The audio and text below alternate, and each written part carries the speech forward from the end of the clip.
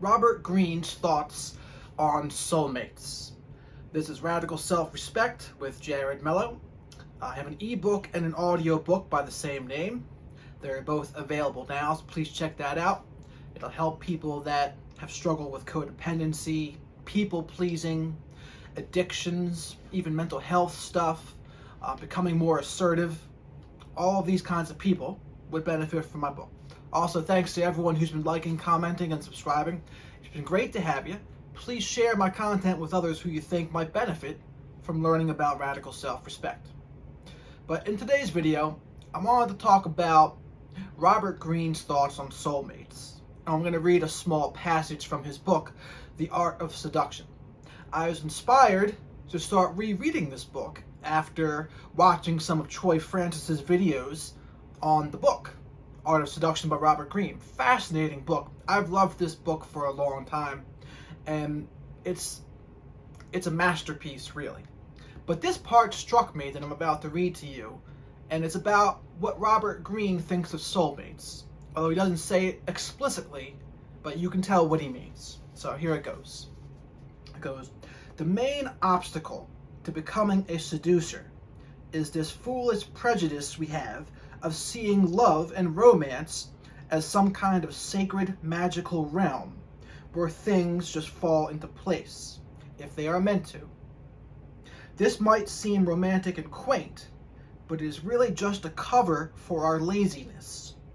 What will seduce a person is the effort we expend on their behalf, showing how much we care, how much they are worth. Leaving things to chance is a recipe for disaster, and reveals that we do not take love and romance very seriously. It was the effort Casanova expended, the artfulness he applied to each affair, that made him so devilishly seductive. Falling in love is a matter not of magic, but of psychology. Once you understand your target's psychology and strategize to suit it, you will be better able to cast a magical spell. A seducer sees love not as sacred, but as warfare, where all is fair."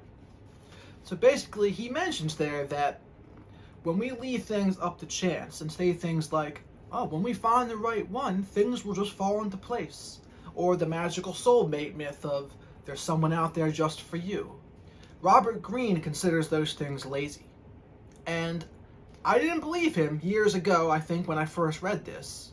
But now that I'm older, and hopefully a little more wise, I absolutely believe he's 100% true.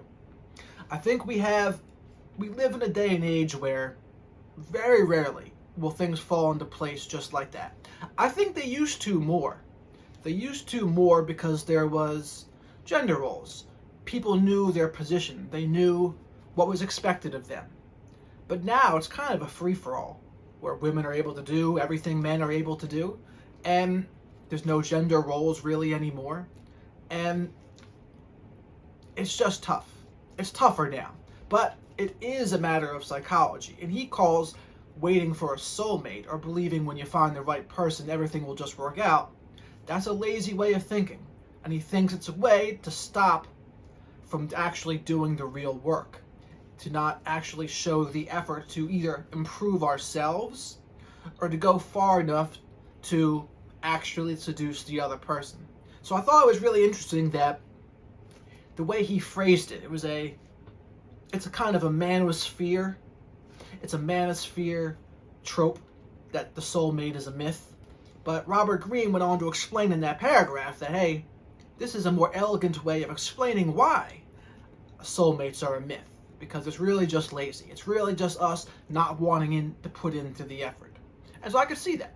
So today was just going to be a quick video, but the reason I made it is because I want people to realize that to not leave things up to chance in any area of our lives. We got to take control.